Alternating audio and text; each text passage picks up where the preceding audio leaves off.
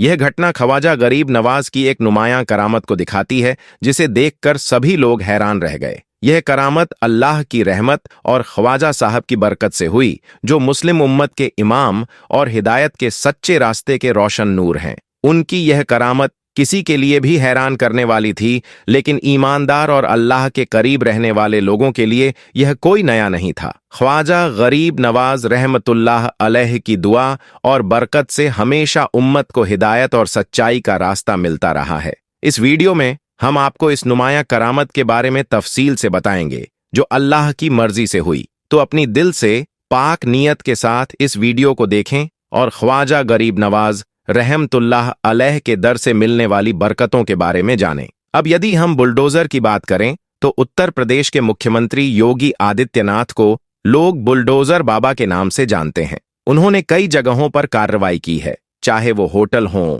मुसलमानों के घर हों या फिर गुंडों और दबंगों के मकान। इस वजह से उनका नाम बुलडोजर बाबा या तोड़ फोड़ बाबा पड़ गया है। लेकिन इतिहास में एक ऐसी घटना दर्ज है जब एक राजा ने ख्वाजा गरीब नवाज की दरगाह को तोड़ने की धमकी दी थी। ये घटना सिर्फ अजमेर शरीफ की नहीं, बल्कि उस समय के यकीन और ईमान की भी बड़ी परीक्षा थी। पूरी घटना बताने से पहले आइए रब की बारगाह में दुआ करें। या अल्लाह, जो लोग इस वीडियो को लाइक कर रहे हैं और चैनल को सब्सक्राइब कर रहे हैं, उनके माँ बाप की उम्र लंबी कर दे, उनकी रोजी रोटी में बरकत अता फरमा और उन्हें हाजी और नमाजी बना दे। प्यारे दोस्तों, ख्वाजा गरीब नवाज, जिन्हें सुल्तान उल हिंद के नाम से भी जाना जाता है, का वाकया मुगल बादशाह औरंगजेब आलमगीर रहमतुल्लाही अल्लाह से जुड़ा हुआ है। एक बार औरंगजेब अजमेर शरीफ की दरगाह पर पहुंचे। वहां पहुंचने के बाद उन्होंने ऐलान किया कि अगर उनके सलाम का जवाब नहीं मिला तो वह इस दरगाह को तोड़ देंगे। इस वाकये के बारे में कई रवायतें मौजूद हैं। ये घटना सच्ची थी या नहीं, इसका इल्म सिर्फ अल्लाह को है। लेकिन जो मशहूर है वो यह कि औरंगजेब ने दरगाह तोड़ने का इरादा किया था। खैर, जब बादशाह औरंगजेब अजमेर शरीफ की दरगाह के अंदर दाखिल हुए तो उन्होंने वहां एक आदमी को देखा। वह आदमी अल्लाह से अपनी आंखों की रोशनी मांग रहा था और दुआ कर रहा था, या अल्लाह, मुझे मेरी आंखें लौटा दे। यह दृश्य देखकर औरंगजेब के इरादों में बदलाव आया। बादशाह औरंगजेब उस शख्स के पास पहुंचे और पूछा, क्या हुआ? उस व्यक्ति ने जवाब दिया, हुजूर, मेरी आंखों में रोशनी नहीं है। मैं कई सालों से दुआ कर रहा हूं, लेकिन अब तक मुझे रोशनी नहीं मिली। ये सुनकर औरंगजेब को गुस्सा आ गया और उन्होंने कहा, इतने सालों से तुम यहां दुआ मांग रहे हो और तुम्हें आंखें नहीं मिली? ये ख्वाजा के दरबार में कैसे मुमकिन है? गुस्से में आकर बादशाह ने कहा, सुनो, मैं ख्वाजा गरीब नवाज की बारगाह में जा रहा हूं।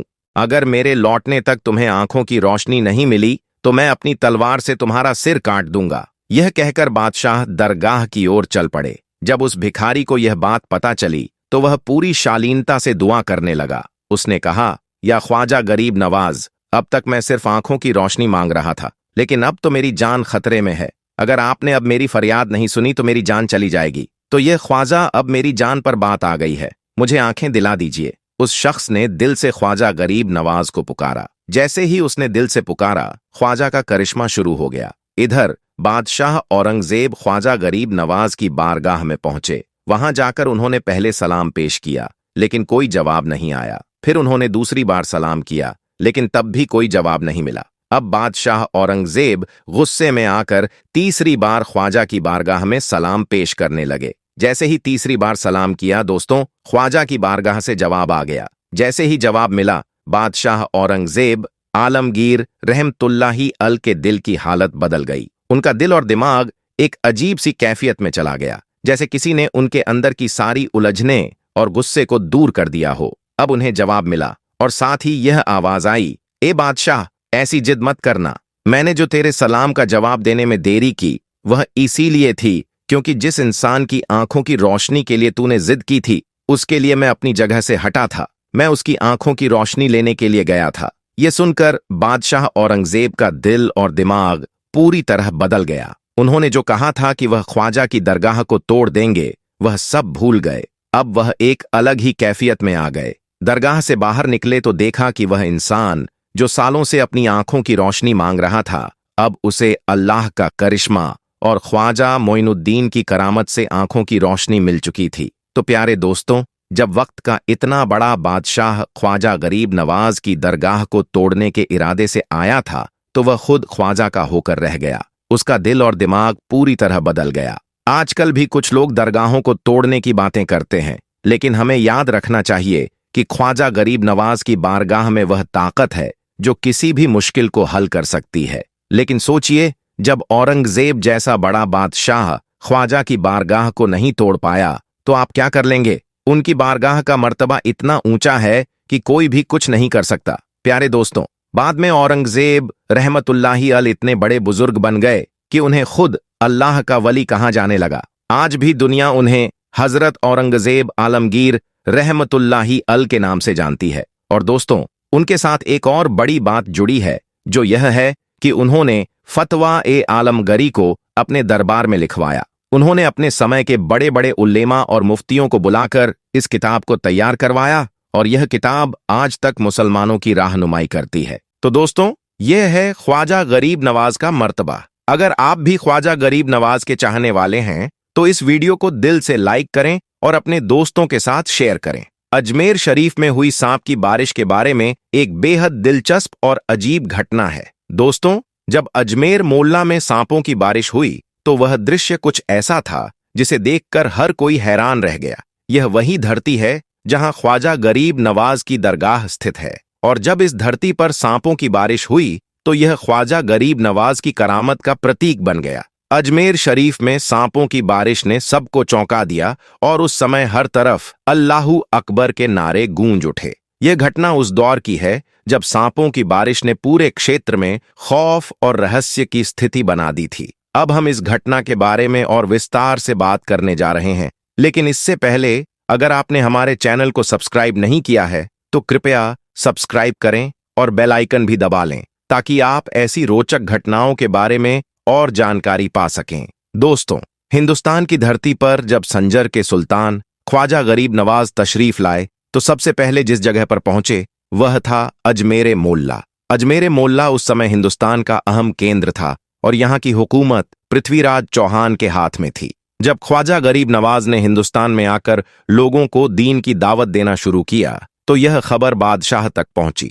बादशाह ने फैसला किया कि ख्वाजा गरीब नवाज को अजमेर से निकाल दिया जाए। शुरुआत में जहां ख्वाजा गरीब नवाज बैठते थे वहां बादशाह के ऊंट बैठने लगे। यह घटना बहुत प्रसिद्ध है जिसमें ख्वाजा गरीब नवाज को जबरन वहां से हटने के लिए कहा गया, लेकिन ख्वाजा ने धैर्यपूर्वक कहा कि ठीक है, वह वहां से चले जाएंगे, हम यहां से बैठे हैं, राजा के ऊंट भी बैठेंगे और वहीं रहेंगे।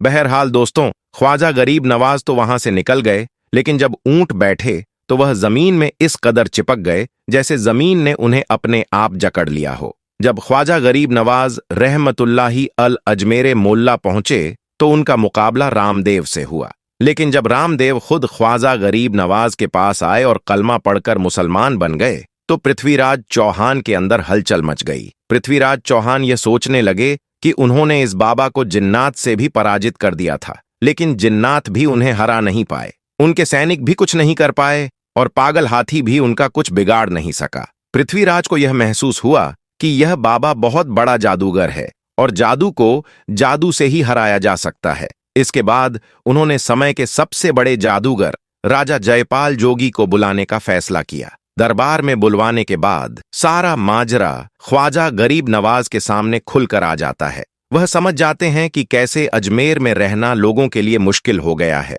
कैसे लोग हक और सच्ची नीयत की दावत दे रहे हैं और कैसे इस्लाम की दावत सुल्तान उल हिंद दे रहे हैं। बहुत कोशिशों के बावजूद ख्वाजा गरीब नवाज भागते नहीं हैं, तो अब यह तय किया गया कि किसी भी तरीके से ख्वाजा गरीब नवाज को अजमेर से भगा दिया जाए। उस समय का सबसे बड़ा जादूगर जो बहुत घमंड में था, उसने कहा, बादशाह टेंशन मत लो, मैं हूं ना, पल भर में उन्हें भगा दूंगा, और अगर वह अजमेर से नहीं भागे और शहर को खाली नहीं किया तो फिर वह अपनी जान से भी हाथ धो सकते हैं। इसके बाद जयपाल जोगी ख्वाजा गरीब नवाज से भिड़ने के लिए चल पड़ता है और उसके साथ करीब 2500 छोटे छोटे जादूगर भी होते हैं। जयपाल जोगी के आने की खबर ख्वाजा गरीब नवाज को मिल जाती है और मुरीदों में थोड़ा डर भी था, क्योंकि जयपाल जोगी उस समय का सबसे बड़ा जादूगर था। सुल्तान उल हिंद ख्वाजा गरीब नवाज को बताया जाता है कि आज जयपाल, जो किसी भी जादू का काट नहीं कर सकता, उनका मुकाबला करने आ रहा है, जिसने कभी हार नहीं मानी और जिनसे भिड़ने वाला नष्ट हो गया। ख्वाजा गरीब नवाज के सामने जयपाल की बातें रखी जाती हैं तो ख्वाजा गरीब नवाज अपने मुरीदों से कहते हैं, तुम घबराओ मत, मैं एक दायरा खींच लेता हूं। इस दायरे के अंदर रहकर जब तक मेरा मुकाबला जयपाल से होता रहे, तुम में से कोई भी बाहर नहीं जाएगा। इसके बाद ख्वाजा गरीब नवाज ने एक लकीर खींची और सारे मुरीद उस लकीर के अंदर आ गए। जयपाल ख्वाजा गरीब नवाज को धमकाने आता है, लेकिन ख्वाजा गरीब नवाज उनसे डरते नहीं हैं। असल में जो अल्लाह से डरता है वह किसी जादूगर से क्यों डरेगा। ख्वाजा गरीब नवाज पर जयपाल की किसी भी बात का कोई असर नहीं हुआ, जिससे जयपाल गुस्से में आ गया। उसने अपने चेले चपाटों से कहा कि ख्वाजा पर जादू करो और आसमान से सांपों की बारिश कर दो। फिर जादू हुआ और आसमान से सांप गिरने लगे। खास तौर पर जहां ख्वाजा गरीब नवाज और उनके अनुयायी थे, वहां सांप गिरने लगे। लेकिन ख्वाजा का करिश्मा देखिए, किसी भी सांप में इतनी हिम्मत नहीं थी कि वह ख्वाजा गरीब नवाज द्वारा खींचे गए दायरे के अंदर गिर सके। सारे सांप उस दायरे के बाहर गिर गए। जब जादूगर ने देखा कि सांपों की बारिश भी ख्वाजा का कुछ नहीं बिगाड़ पाई, तो उसने अगला कदम उठाया और आसमान से आग बरसने लगी। लेकिन फिर भी आग ख्वाजा के दायरे तक नहीं पहुंच सकी। फिर क्या हुआ दोस्तों? जयपाल जोगी और ख्वाजा गरीब नवाज और उनके अनुयायी कुछ नहीं कर पाए। अंत में जयपाल ने सोचा कि अब मैं आसमान में उड़कर उनका बदला लूंगा और उन पर जादू करूंगा। फिर उसने हिरण की खाल फेंकी और उस पर सवार होकर आसमान में उड़ गया। यह देख ख्वाजा गरीब नवाज ने अपने खड़वे से कहा, जाओ, वह आसमान में है और तू यहां पर है, जाओ उसे पकड़कर मेरी बारगाह में लेकर आओ। इसके बाद ख्वाजा गरीब नवाज का खड़वा बरसता है और डर के मारे जयपाल जोगी तड़पते हुए ख्वाजा गरीब नवाज के कदमों में गिर जाता है। जब वह गिरता है तो ख्वाजा गरीब नवाज उसे कलमा पढ़ा देते हैं। वही जयपाल जोगी, जिसे अब तक दुनिया अब्दुल्लाह बयाबानी के नाम से जानती है, आज भी लोग उसकी दुआ से रास्ता पा लेते हैं। अगर कभी कोई रास्ता गुम हो जाता है और वह अब्दुल्लाह बयाबानी के नाम से दुआ करता है, तो अल्लाह तबारक व ताला उसे रास्ता दिखा देता है। प्यारे दोस्तों, आज हम आपको एक हैरत अंगेज वाकया सुनाने जा रहे हैं। यह कहानी एक हाफिज कुरान लड़की की है, जिसने एक सांप को जन्म दिया। जब यह खबर बस्ती वालों तक पहुंची तो सभी की चीखें निकल पड़ीं। यह दिल दहला देने वाला वाकया है, जिसे सुनते समय आपको अपना दिल थामना पड़ेगा। कहा जाता है कि एक गांव था जहां हिंदू और मुसलमान दोनों रहते थे। उसी गांव में एक लड़की थी जो हाफिज कुरान थी। वह निहायत नेक और परहेजगार थी। अल्लाह पाक ने उसे न केवल बेहद हसीन और जमील बनाया था, बल्कि बेहतरीन अखलाक से भी नवाजा था। वह अपने माता पिता की इकलौती बेटी थी। उस गांव में एक छोटा सा मदरसा था, जहां वह कुरान पढ़ने जाया करती थी। रास्ते में लोग उसकी खूबसूरती को देखकर दीवाना हो जाते थे। एक दिन अल्लाह का ऐसा करम हुआ कि एक हिंदू लड़के ने उस मुसलमान लड़की को देखा और पहली ही नजर में वह उस पर फिदा हो गया। वह किसी भी तरह उसे हासिल करना चाहता था और तरह तरह के मंसूबे बना रहा था, लेकिन अल्लाह को यह मंजूर नहीं था कि एक हिंदू लड़के की शादी एक मुसलमान हाफिज कुरान लड़की से हो। इसलिए उस लड़की की शादी एक मुसलमान लड़के से कर दी गई। वह अपने नए घर में बहुत खुश थी, लेकिन वह हिंदू लड़का हसद जलन की आग में जल रहा था। वह पागलों की तरह चीखने लगा और कहने लगा, अगर यह मुझे नहीं मिली तो मैं इसे किसी का होने नहीं दूंगा। बस्ती में एक बड़ा जादूगर था और वह हिंदू लड़का उसके पास गया और अपनी स्थिति बताई। जादूगर ने उसे एक खास तरीका बताया जिससे वह अपनी इच्छाओं को पूरा कर सके। उस हिंदू लड़के ने जंगल में जाकर उस तरीके को अपनाया और धीरे धीरे उसने उस मुसलमान जोड़े पर काला जादू करना शुरू कर दिया। समय के साथ लड़की का शौहर उससे धीरे धीरे दूर होता चला गया। लड़की की शादी को 6 साल हो चुके थे, लेकिन अभी तक उनके यहाँ औलाद नहीं हुई थी। एक तरफ अल्लाह ने उन्हें औलाद नहीं दी थी और दूसरी तरफ उसका शौहर उससे दूर होता जा रहा था। वह लड़की दिन रात रोती और अल्लाह से दुआ करती रहती। फिर एक दिन उसकी घर की मुलाजिम ने उसे रूहानी इलाज का मशवरा दिया। वह लड़की रूहानी इलाज कराने लगी और अल्लाह की रहमत से उसे एक खूबसूरत बेटी की मां बनने का शर्फ मिला। उस बेटी को पूरा घर बहुत मोहब्बत करता था, लेकिन उसका बाप अपनी बेटी से बिल्कुल दूर रहता था, जैसे वह उसे देखना भी पसंद नहीं करता था। लड़की इस बात से परेशान रहती कि उसका शौहर अपनी बेटी से प्यार क्यों नहीं करता, मगर फिर भी वह अल्लाह का शुक्र अदा करती रही कि अल्लाह ने उसे बेटी दी है तो खुशियां भी जरूर आएंगी। अब वह बच्ची 10 माह की हो चुकी थी। एक दिन उनके घर के दरवाजे पर एक फकीर आया और पुकारा, है कोई अल्लाह का नेक बंदा जो इस भूखे फकीर को खाना खिलाए? जब उस औरत ने फकीर की आवाज सुनी तो उसने अपने मुलाजिम को कहा कि इस फकीर को खाना देकर आओ। जब मुलाजिम खाना देने गया तो फकीर ने कहा, मुझे तुमसे नहीं, तुम्हारे घर की मालकिन से मिलना है। मुलाजिम ने जाकर मालकिन को बताया तो वह ना जाने क्यों फकीर से मिलने के लिए दरवाजे पर आ गई। हालांकि वह बहुत ही संकोची थी, लेकिन फिर भी फकीर से मिलने आई। लड़की ने अपने मुलाजिम से खाना लिया और फकीर के सामने रख दिया। फकीर ने कहा, बेटी, क्या तुम मुझे पानी नहीं लाकर दोगी? लड़की ने मुलाजिम को पानी लाने का हुक्म दिया। मुलाजिम पीतल के बड़े गिलास में पानी लेकर आया। लड़की ने वह पानी उठाकर फकीर को दिया,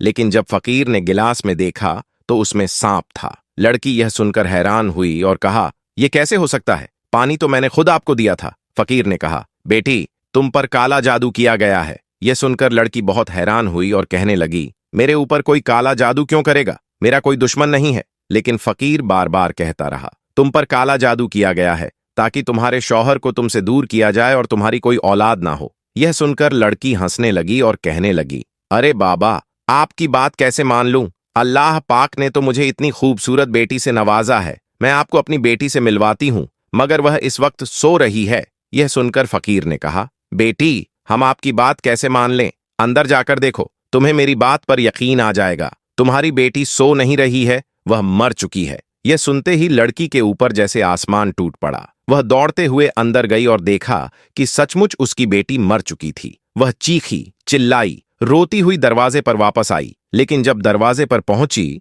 तो वहां फकीर मौजूद नहीं था। उसने फौरन मुलाजिम को कहा, जाओ देखो फकीर कहाँ गया। मुलाजिम ने फकीर को बहुत तलाश किया, लेकिन वह कहीं नहीं मिला। हर कोई हैरान था कि यह छोटी सी मासूम बच्ची कैसे मर गई और वह फकीर कौन था जिसने उस बच्ची की मौत की खबर पहले ही दे दी थी। बेटी की मौत को 1 साल गुजर चुका था और अल्लाह पाक ने उसे एक और बेटी दी जो पहली बेटी से भी ज्यादा खूबसूरत थी। वह अपनी बेटी को किसी को देखने नहीं दे रही थी, क्योंकि वह डर चुकी थी कि जैसे एक बेटी खो चुकी है, अगर इस बेटी को कुछ हो गया तो क्या होगा। अब वह बेटी 3 साल की हो चुकी थी और औरत बहुत खुश थी। लेकिन 3 साल बाद फिर वही फकीर उसके दरवाजे पर आया। उसकी नौकरानी फकीर को खाना देने लगी तो वह फकीर को पहचान गई और दौड़ते हुए अपने मालिक के पास जाकर कहने लगी, मालकिन, वही फकीर आया है जिसने आपको पहली बेटी के मरने की खबर सुनाई थी। यह सुनकर मालकिन घबरा गई और फौरन अपनी बेटी के पास गई। उसने देखा कि बेटी सही सलामत सो रही है। यह देखकर मालकिन ने सुकून का सांस लिया और मुलाजिम से कहा, जाओ फकीर को खाना देकर रुखसत कर दो। मुलाजिम ने वैसा ही किया। जब उसने फकीर को खाना दिया तो फकीर ने खाना लेते हुए कहा, इस घर की मालकिन पर काला जादू किया गया है। वह मेरी किसी बात पर यकीन नहीं करती। उसे बताओ कि वह अपना इलाज करवाए, वरना इस घर की कोई औलाद जिंदा नहीं बचेगी और वह कभी भी मां नहीं बन सकेगी। मुलाजिम ने जब यह बात अपनी मालकिन को आकर बताई तो वह जोर जोर से रोने लगी। मुलाजिम ने मालिक को पैगाम भेजा और शौहर फौरन घोड़े पर बैठकर घर आया। जैसे ही वह घोड़े से उतरा, घोड़े ने अजीबोगरीब हरकतें शुरू कर दी। उसने अपने पांव से घर के आंगन में जमीन खोदना शुरू कर दिया। घोड़े की यह हरकत सब हैरान और ताज्जुब से देख रहे थे और सोच रहे थे कि आखिर घोड़े को क्या हुआ है और वह हमारे घर की जमीन क्यों खोद रहा है। अब भी सब यही सोच रहे थे कि अंदर से बेटी उठकर भागती हुई आई। उससे पहले कि कोई उसे पकड़ता, वह गड्ढे में गिर गई। जब मासूम बच्ची को निकाला गया तो वह मर चुकी थी। उन्होंने किसी बड़े आमिल से राबता किया और इलाज के दौरान अल्लाह पाक ने उन्हें एक और बेटी अता की। अब वह और उनका शौहर खौफजदा थे कि अगर इस बेटी को कुछ हो गया तो उनका क्या होगा। लेकिन उस बेटी के साथ जो हुआ वह पहले दोनों बेटियों से ज्यादा खतरनाक था। हुआ यूं कि वह बेटी को लेकर उस आमिल के पास जा रहे थे जिसने उनका इलाज किया था। जब वह जंगल से गुजर रहे थे तो रास्ते में चील उड़ती हुई आई और उस बच्ची को उसकी मां से छीनकर आसमान की तरफ ले जाने लगी। बच्ची के वालिद बेबसी से अपनी बेटी को देखते रहे। चील काफी ऊंचाई पर जा चुकी थी कि अचानक बच्ची उसके पंजों से नीचे गिर गई। इतनी ऊंचाई से गिरने के बाद बच्ची के जिस्म के टुकड़े टुकड़े हो गए। यह देखकर वालिद तड़पने लगे, जैसे कोई मासूम बच्चा तड़प रहा हो, और चीख चीख कर कह रहे थे, हमारी बेटी को कौन मार रहा है?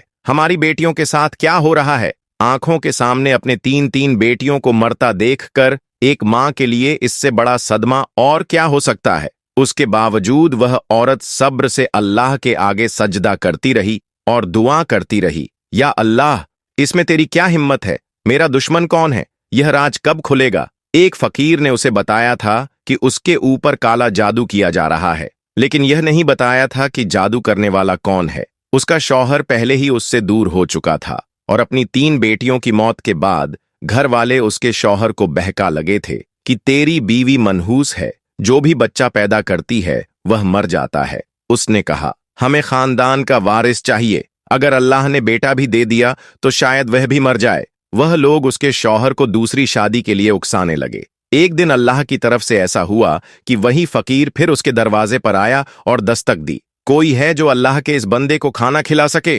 मुलाजिम ने दरवाजा खोला और फकीर को देखकर हैरान रह गई। उसने फौरन अपनी मालकिन को बताया। मालकिन रोती हुई फकीर के पास आई और कहने लगी, अब तू क्या लेने आया है? जब जब तू मेरे दरवाजे पर आता है मेरी औलाद को लेकर चला जाता है। मेरे पास अब कुछ नहीं बचा, मैं खाली हाथ हो चुकी हूं, अब मैं कभी मां नहीं बन सकती। वह रोती रही और फकीर से बातें करती रही। फकीर ने कहा, अगर तुम मुझ पर यकीन करती हो तो मुझे तुम्हारे घर जाने दो, मुझे तुम्हारे लिए भेजा गया है। औरत ने उस पर भरोसा किया और फकीर को अपने घर ले गई। फकीर ने पूरे घर का जायजा लिया और फिर एक जगह बैठकर कहा, मुझे किसी बर्तन में पानी ला दो। मुलाजिम ने पानी लाकर फकीर के सामने रख दिया। फकीर ने काफी देर तक कुछ पढ़ा और फिर कहा, हमने कुछ पढ़ा है, देखो तुम्हें इस पानी में क्या नजर आता है? लड़की ने जब देखा तो वह हैरान रह गई। पानी में एक बहुत बड़ा काले रंग का सांप था। वह चीखते हुए पीछे हट गई। फकीर ने कहा, तुमने अपनी आंखों से देख लिया कि तुम पर काला जादू किया गया है।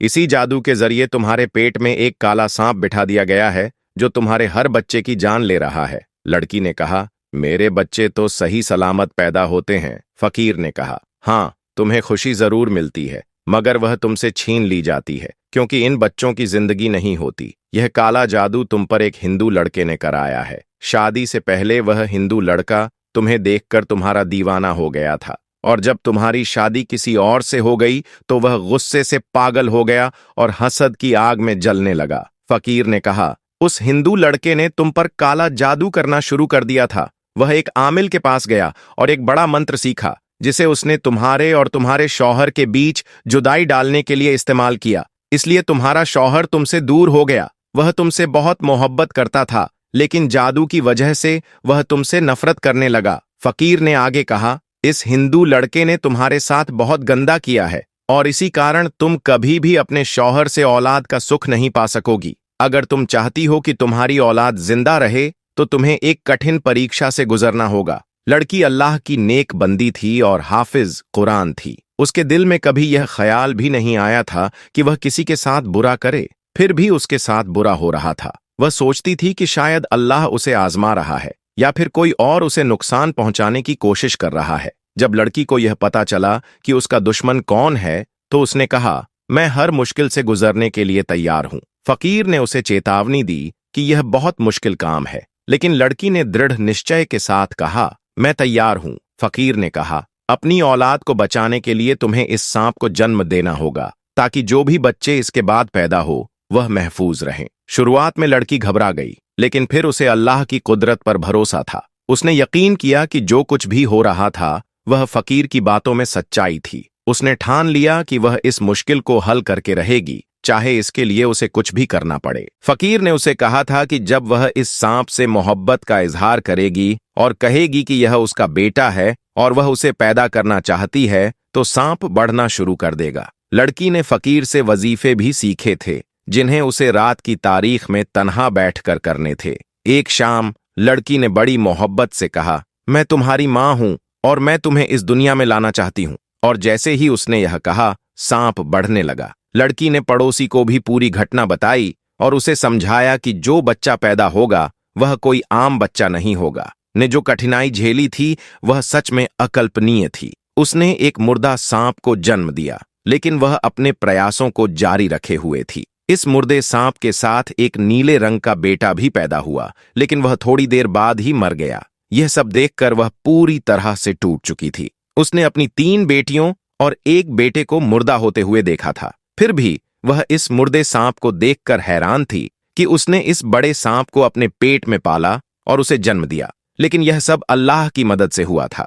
और उसकी मंजिल आसान हो गई थी। 1 साल बाद अल्लाह ने उसे एक खूबसूरत बेटे से नवाजा। फिर वही फकीर उसके दरवाजे पर आया। उस औरत ने दरवाजे पर आकर कहा, बाबा, क्या आप फिर कोई बुरी खबर सुनाने तो नहीं आए हो? औरत ने कहा, अब अगर मेरे साथ कुछ बुरा हुआ तो शायद मैं बर्दाश्त नहीं कर सकूंगी और मर जाऊं। मैं तो अपने बेटे के लिए हमेशा उसकी सेहत और जिंदगी की दुआएं मांगती रहती हूं। अल्लाह के आगे गिड़गिड़ाकर यही कहती हूं कि वह मेरे बेटे को जिंदगी दे। फकीर ने कहा, बेटी, मैं तुझे बुरी खबर नहीं बल्कि एक अच्छी खबर सुनाने आया हूं। वह हिंदू लड़का फिर से तुम्हारे ऊपर काला जादू कर रहा था, लेकिन एक काले नाग ने उसे डस लिया। उसके साथ जो जादूगर था उसे भी नाग ने डस लिया। यह सब जादू सिखाने वाले का काम था, उसे भी डस लिया और वह दोनों मर गए। इस तरह अल्लाह पाक ने तुम्हारे दुश्मनों को मौत के घाट उतार दिया और तुम पर अपना करम किया। अब अल्लाह तुम्हारे बेटे को जिंदगी देगा और तुम हंसी खुशी अपनी जिंदगी गुजारोगी। तुम और तुम्हारा बेटा ही इस जायदाद के वारिस बनोगे। उस लड़की ने अल्लाह का शुक्र अदा किया और अपनी जिंदगी हंसी खुशी गुजारने लगी। ये साबित होता है कि अगर इंसान का भरोसा अल्लाह ताला पर हो तो अल्लाह उसकी मदद करता है और उसकी मुश्किलें आसान कर देता है। फकीर की बातों ने लड़की के दिल को सुकून दिया। अब उसे यकीन हो गया था कि अल्लाह पाक का करम हमेशा उसके साथ रहेगा। उसकी तकलीफें खत्म हो चुकी थीं और अब उसे विश्वास था कि उसके बेटे को कोई खतरा नहीं होगा। उसने दिन रात अल्लाह की तारीफ की और दुआ की कि उसकी जिंदगी में अब कोई दुख ना आए। कुछ समय बाद उसकी जिंदगी पूरी तरह से बदल गई। बेटा एक स्वस्थ और मजबूत बच्चा बनकर पला बढ़ा। लड़की और उसका पति अब खुशहाल थे। उन्होंने एक दूसरे से और अल्लाह से कभी भी शिकायत नहीं की। हर रोज उनका विश्वास अल्लाह की रहमत पर बढ़ता गया। फकीर भी फिर कभी उनके घर नहीं आया, लेकिन उसका आशीर्वाद हमेशा उनके साथ था। लड़की जानती थी कि जिस दिन से उसने अल्लाह पर पूरी तरह से भरोसा किया, उसकी तकलीफें दूर हो गईं। वह अब दूसरों को भी यही सिखाती थी कि मुश्किलें चाहे जैसी भी हों, अगर दिल से अल्लाह पर यकीन किया जाए तो कोई भी परेशानी हल हो सकती है। मुश्किल समय में अल्लाह पर भरोसा क्यों रखना चाहिए? दोस्तों, मुश्किल समय हर इंसान की जिंदगी का हिस्सा है। यह वो पल होते हैं जब हमें अपनी कमजोरियां और सीमाएं सबसे ज्यादा महसूस होती हैं। ऐसे वक्त में अल्लाह पर भरोसा रखना हमें हिम्मत और सुकून देता है। यह भरोसा हमें यह समझने में मदद करता है कि हमारी हर समस्या का हल अल्लाह के पास है। कुरान में लिखा गया है कि अल्लाह अपनी बंदगी करने वालों को कभी निराश नहीं करता। जब इंसान मुश्किल हालात से गुजरता है तो कई बार यह अल्लाह का इम्तिहान भी होता है। यह हमें यह दिखाने का मौका देता है कि हमारा ईमान कितना मजबूत है। जो लोग इस समय अल्लाह पर यकीन रखते हैं, उनके ईमान में मजबूती आती है। अल्लाह ने वादा किया है कि हर कठिनाई के बाद आसानी है और यह भरोसा हमें सब्र रखने की ताकत देता है। अल्लाह पर भरोसा रखने का सबसे बड़ा फायदा यह है कि इससे दिल को सुकून मिलता है। हमें यह एहसास होता है कि चाहे दुनिया के लोग हमारा साथ छोड़ दें, अल्लाह का साथ हमेशा कायम रहेगा। वह हमारी तकदीर का मालिक है और हमें हमारी परेशानियों से बाहर निकालने की सबसे अच्छी राह दिखाएगा। ऐसे में मुश्किल समय में दुआ और सब्र से काम लेना अल्लाह के रहमत को पाने का सबसे अच्छा जरिया है। इसके अलावा अल्लाह हमें हमारी मुश्किलों के जरिए कई सबक सिखाता है। कभी कभी परेशानियां हमें खुद की गलतियों को सुधारने और सही राह पर चलने का मौका देती हैं। अल्लाह का भरोसा हमें यह समझने में मदद करता है कि हमारी परेशानियों में भी कोई भलाई छुपी होती है। इसीलिए मुश्किल समय में अल्लाह पर भरोसा रखना न केवल हमारी परेशानी का हल है, बल्कि यह हमारी आत्मा और ईमान की मजबूती का भी कारण बनता है। अल्लाह हाफिज।